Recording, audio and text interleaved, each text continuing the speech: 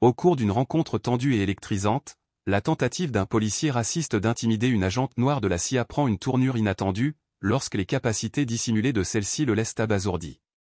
Cet épisode plonge au cœur de la tension brute des préjugés, de la force tranquille de la résilience, et du pouvoir silencieux de ceux qui refusent d'être écrasés. Ce qui commence comme un banal contrôle routier dégénère rapidement lorsque l'agent Todd, un homme aux préjugés profondément enracinés, confronte une conductrice calme et sans méfiance. Sans le savoir, il ne s'agit pas d'une simple citoyenne, c'est Maya Jenkins, une agente chevronnée de la SL, dotée d'un pouvoir secret qui le laissera sans voix. Si cette histoire vous a captivé, faites-le nous savoir. Si vous avez apprécié la vidéo, appuyez sur 1. Sinon, appuyez sur 0. Vos commentaires sont inestimables, car ils nous poussent à collecter et partager des récits encore plus puissants et inspirants. Maya Jenkins avait passé sa vie à naviguer dans les complexités de missions à très haut risque, en tant qu'agente secrète de la CIA. De l'infiltration de zones de guerre à la neutralisation de réseaux criminels tentaculaires, elle avait affronté des dangers que peu d'êtres humains peuvent imaginer. Après des années à vivre au bord du précipice, elle était revenue dans la petite ville de banlieue qu'elle considérait autrefois comme son havre. Elle aspirait à une parenthèse de calme, loin de la tourmente de ses anciennes missions. Ce soir-là, Maya ne souhaitait qu'une chose, un instant de paix. Se fondre dans l'anonymat d'un quartier tranquille, où l'adrénaline de son passé pourrait s'évaporer. Pas de badge, pas d'armes, pas d'insigne. Vêtue d'un simple jean, d'une veste en cuir et de baskets, elle marchait paisiblement sous le ciel nocturne.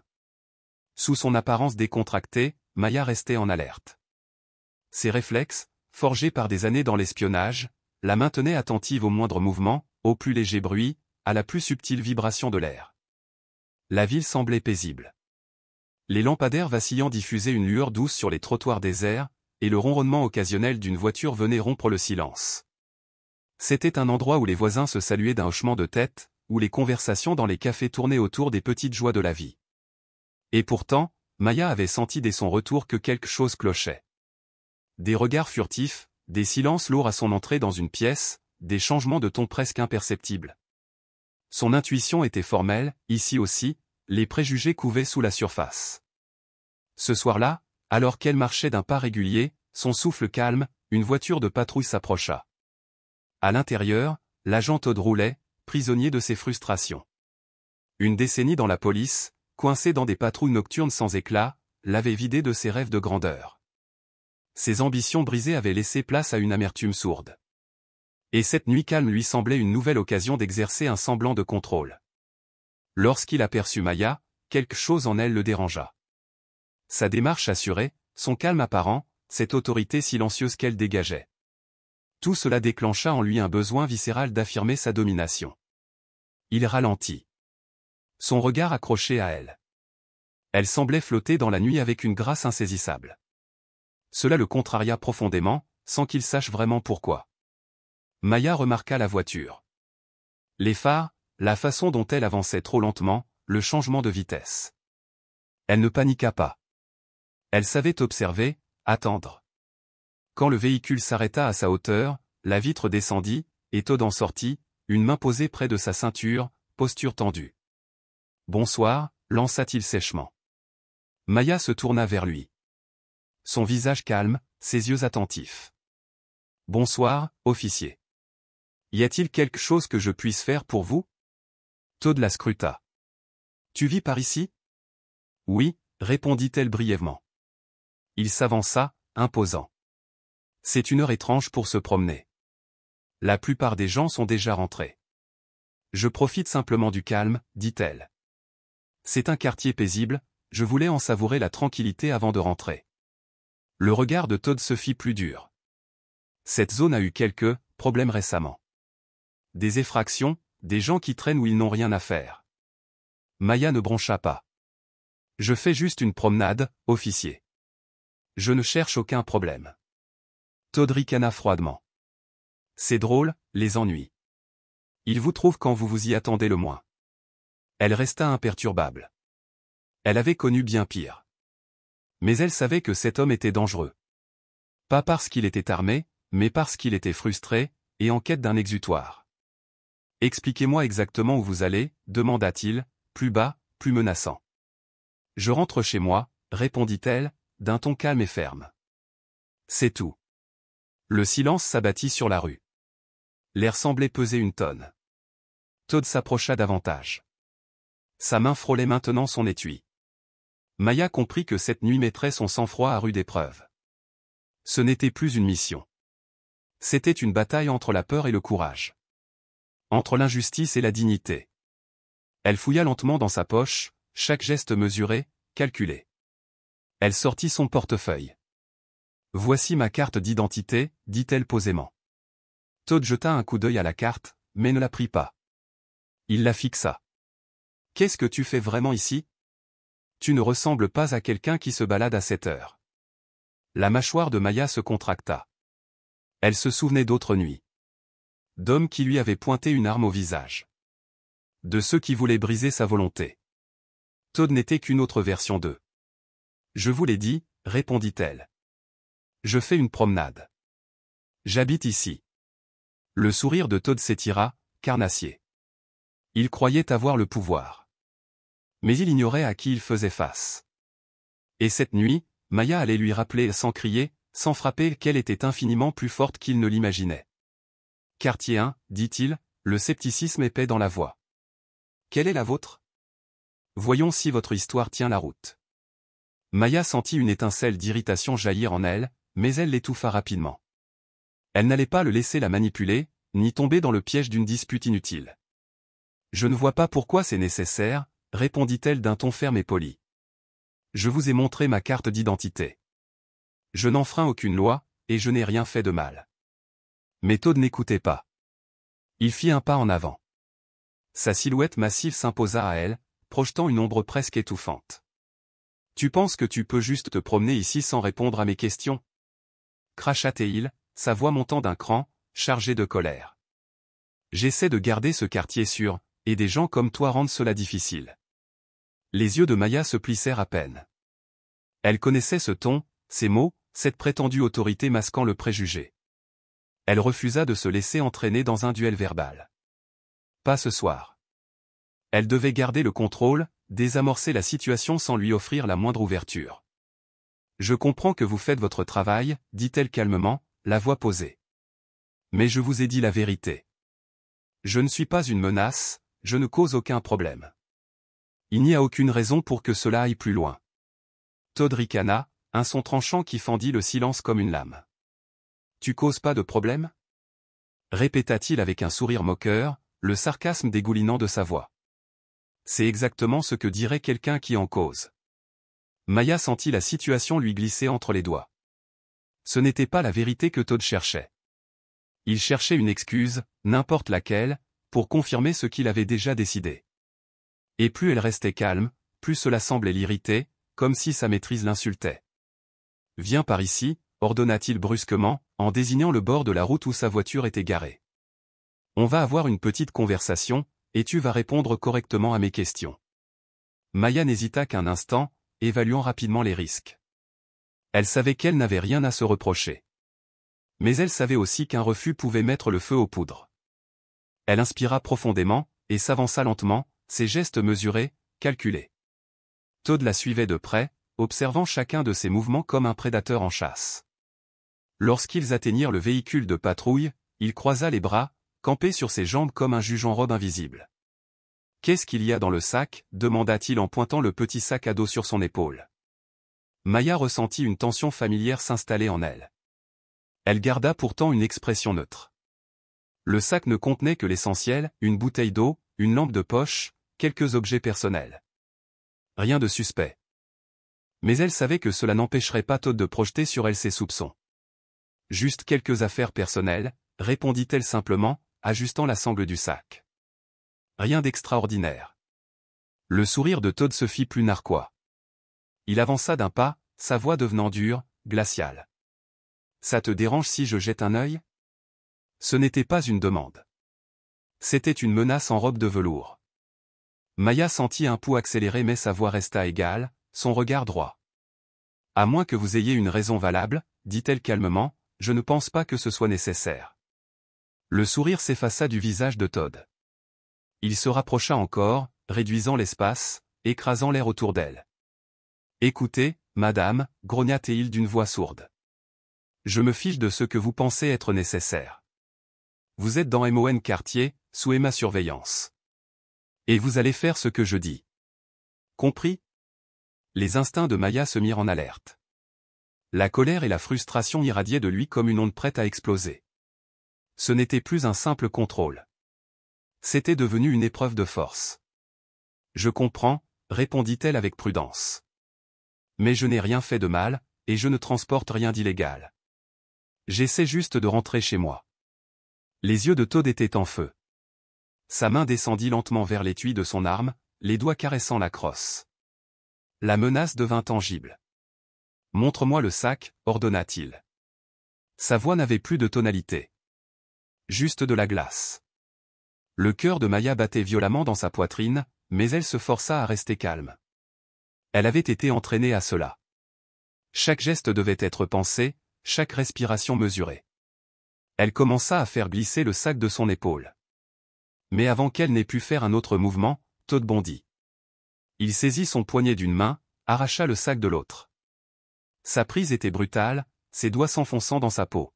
« Tu penses que tu peux m'échapper » grogna-t-il, son visage à quelques centimètres du sien. « Je ne pense pas. » À cet instant, l'instinct de survie de Maya s'enclencha. Elle pivota brusquement le poignet, se dégagea, recula. Elle mit une distance nécessaire entre eux. Mais Todd n'avait pas dit son dernier mot. Il attrapa sa radio, ses yeux brûlant d'un éclat fiévreux. « Vous êtes en état d'arrestation » hurla-t-il, tremblant de rage. Pour résistance à un officier. Le sang de Maya se glaça. Ce n'était plus une simple altercation. Il avait basculé. Il voulait une arrestation, une humiliation. Elle ne pouvait pas le laisser faire. Pas comme ça. Pas pour rien. Todd était acculé. Il perdait le contrôle et cela le rendait dangereux. Maya comprit une chose essentielle, ce n'était pas à propos d'elle. C'était à propos de lui.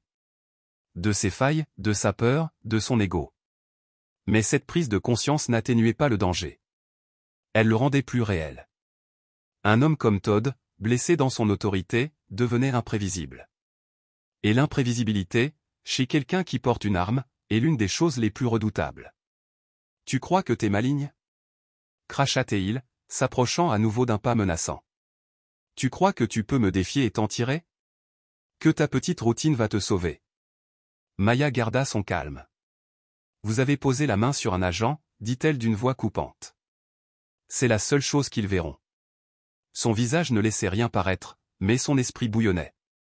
Elle évaluait. Calculait. Chaque seconde comptait.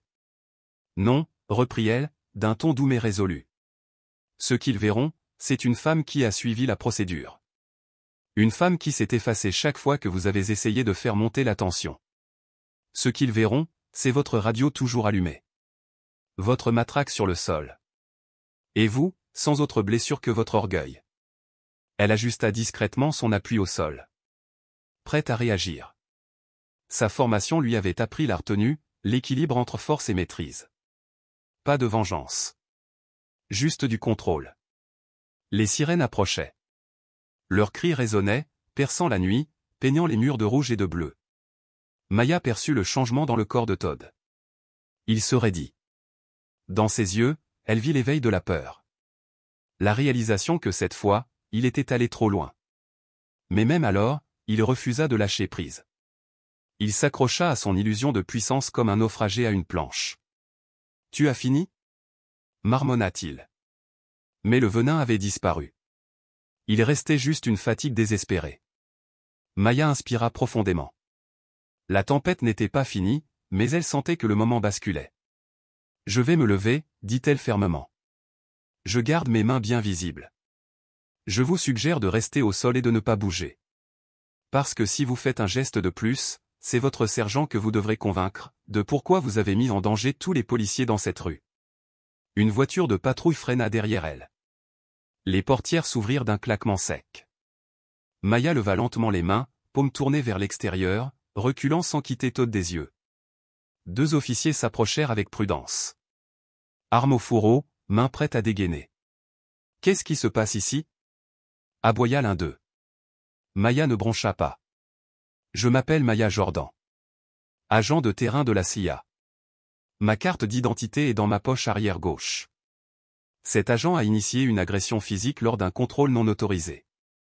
J'ai agi en état de légitime défense et j'ai suivi le protocole, sa radio aurait dû capter la majeure partie de l'échange. Un officier s'avança prudemment vers elle, récupérant ses informations d'identification, tandis que l'autre vérifiait Todd, qui était désormais affalé en position assise, haletant encore, bouillonnant de rage, mais silencieux. Il faudrait des heures pour régler cette situation, déclaration, paperasse, critique, discussion interminable.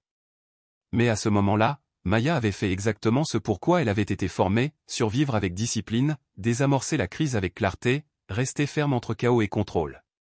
Et lorsqu'elle s'autorisa enfin à respirer, ce fut avec la tranquille certitude que la vérité, aussi impopulaire fût-elle, méritait d'être entendue et finirait par triompher, si quelqu'un avait le courage d'y prêter attention. Les sourcils de Todd se plissèrent alors qu'il tentait de traiter ce qui venait de se passer, ses pensées se bousculant, tentant de réconcilier deux récits inconciliables. Salut. Qu'est-ce que tu faisais ici en premier lieu? Y a-t-il eu un appel ou quelque chose comme ça? Demanda l'officier le plus âgé, la voix imprégnée de soupçon. Todd hésita, juste une fraction de seconde, mais c'était suffisant. Maya perçut son incertitude. Des activités suspectes ont été signalées dans la région, répondit-il rapidement d'un ton défensif. Elle correspond à la description. Le jeune officier haussa un sourcil. Quelle description? Le dispatch n'a rien mentionné sur un suspect ce soir. Le visage de Todd rougit, sa colère éclata. Il se précipita pour se justifier. Je l'ai vu agir de manière suspecte. J'ai passé l'appel. Je n'ai pas besoin qu'on me dise par radio quand quelque chose ne va pas.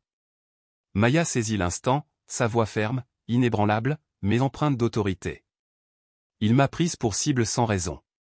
Quand je lui ai demandé ce que j'avais fait de mal, il a dégénéré en agression physique. J'ai agi en état de légitime défense. L'officier le plus âgé leva la main pour imposer le silence. Son expression restait illisible. Très bien, ça suffit, dit-il. Jenkins, reste là où tu es. Salut. Lève-toi et tiens-toi près du croiseur.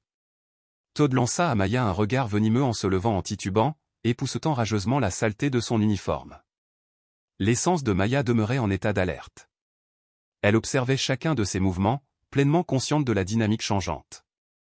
Elle voyait la panique dans ses yeux, le désespoir d'un homme qui perdait le contrôle. Mais pour la première fois, Todd comprenait qu'il se tenait sur un terrain fragile.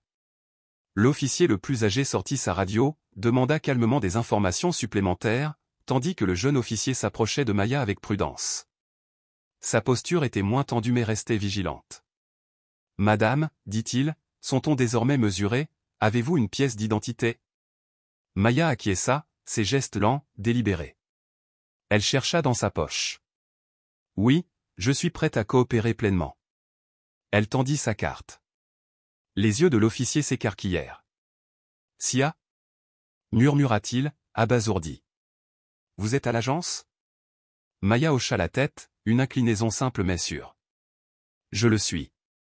Et je préférerais que cette affaire soit traitée calmement et professionnellement. » Le visage de l'officier changea, un mélange de surprise et de doute s'inscrivit dans ses traits. Il recula légèrement, tendit la carte au supérieur, qui haussa un sourcil en la lisant. « Eh bien, dit lentement l'officier, cela devient beaucoup plus compliqué. » L'atmosphère s'alourdit. La présence d'une pièce d'identité SIA ne fit qu'approfondir le mystère. Les deux policiers semblaient à la peine pour saisir l'ampleur de ce qui se déroulait. Todd, lui, ne montra aucune hésitation. La rage explosa dans son regard à la vue des références de Maya, comme si elle constituait un affront direct à son autorité. Son visage vira au rouge écarlate, ses poings serrés. « Vous n'allez pas sérieusement croire ça » hurla-t-il. « Elle m'a attaqué. Elle est dangereuse et elle ment sur qui elle est. » Carlson, le jeune officier, lui lança un regard sceptique. Sa voix était calme, mais ferme. « Salut, calme-toi. Tu dois prendre du recul et nous laisser gérer la situation. » « Reculer » cracha Todd. « C'est moi qui ai appelé. C'est elle la suspecte ici, pas moi. Tu vas juste la croire, comme ça » Carlson tourna les yeux vers l'officier Mitchell, manifestement à la recherche de directives. Mitchell se frotta l'arête du nez, agacé. Salut, j'essaie de reconstituer ce qu'il s'est passé, dit-il, sa voix pleine d'autorité. Mais tu dois te calmer. Hurler et accuser n'aide personne. Je n'ai rien fait de mal. Rugit Todd. C'est elle qui m'a agressé. Arrêtez-la. Maya resta immobile. Un calme glacial irradiait d'elle. Elle observait l'échange, imperturbable. Elle voyait Todd s'effondrer, perdant prise sur sa version des faits. Son sang-froid s'était évaporé, laissant apparaître un homme désespéré, s'accrochant à une autorité qui lui échappait. Il tentait de manipuler le récit, mais Maya savait que le désespoir le rendait dangereux. Il n'agissait plus par devoir, mais par orgueil blessé. Mitchell se tourna vers Maya, son regard vif, son ton plus posé. « Madame, pourriez-vous nous expliquer exactement ce qui s'est passé ?» Depuis le début. Maya hocha la tête. Sa voix était posée, précise. Elle relata les faits, l'approche sans motif, l'agression injustifiée, la défense nécessaire. Aucune exagération. Aucun artifice. Juste la vérité. Mitchell l'écouta, impassible. « Et vous affirmez avoir utilisé la force uniquement en légitime défense ?» demanda-t-il. « Exactement. J'ai tenté de désamorcer la situation.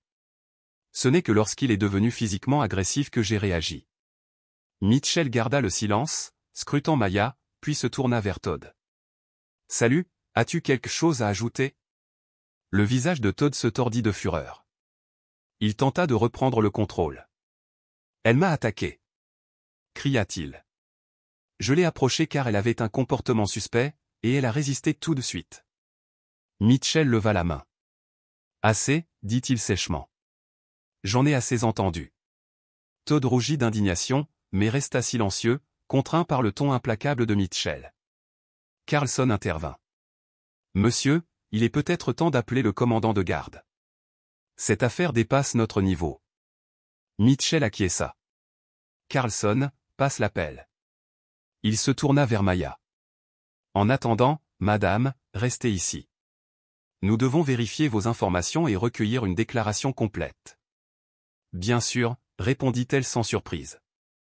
« Je suis prête à coopérer. » Carlson s'éloigna. Maya sentit le regard brûlant de Todd dans son dos. Mitchell, sentant la tension, se plaça entre eux. « Salut, reste près de la voiture, » ordonna-t-il. « Ce n'est pas une suggestion. » Todd hésita, grinça des dents, mais obéit. Il se dirigea vers le véhicule, furieux. Maya ne le quittait pas des yeux. Elle savait qu'il ne fallait jamais sous-estimer un homme blessé dans son orgueil. Le danger n'était pas terminé. Une sirène brisa le silence. Un second véhicule de patrouille arriva. 2 officiers en descendirent. Le premier, un homme massif, dégageait une autorité naturelle, le lieutenant Daniels, le commandant de garde. À ses côtés, une jeune femme aux yeux aiguisés, déterminée. Daniels salua brièvement, son ton calme mais assuré. « Mettons ça au clair. »« Mitchell, qu'avons-nous ici ?» Mitchell fit un résumé rapide. Daniels écouta, impassible, puis se tourna vers Maya. « Madame Jenkins, je dois confirmer votre identité et entendre votre version. »« Bien sûr, lieutenant, » dit-elle en lui tendant sa carte. Daniels vérifia, hocha la tête. « Vos informations sont confirmées, » dit-il d'un ton compréhensif. « Mais j'ai besoin de savoir ce qui a mené à cette confrontation. » Maya raconta à nouveau, sans colère, sans détour. Daniels l'écouta attentivement. Puis il se tourna vers Todd. « Salut, votre version ?» Todd s'emporta, tentant de se défendre, mais ses contradictions étaient flagrantes. Daniels les nota toutes. Quand Todd eut fini, Daniels croisa les bras. « D'après ce que j'ai entendu, vous avez inutilement aggravé la situation. Ce n'est pas ainsi que nous opérons. Vous êtes de son côté ?» hurla Todd. « Elle ment. »« Je ne prends pas parti, » répliqua Daniels. « Je suis les faits. Et les faits sont contre vous. » Il leva la main. « Assez. Cette affaire sera transmise aux affaires internes. D'ici là, vous êtes relevé de vos fonctions. » Le choc frappa Todd de plein fouet. Il voulut protester, mais aucun mot ne sortit. Ses poings tremblaient. Maya restait vigilante, prête au moindre dérapage. Daniels se tourna vers elle, plus doux. Madame Jenkins, merci pour votre coopération. Une enquête complète sera menée. Souhaitez-vous ajouter quelque chose? Non. J'ai dit ce que j'avais à dire. Merci d'avoir traité cela avec professionnalisme. Nous vous contacterons. Si vous vous sentez en danger, appelez-nous.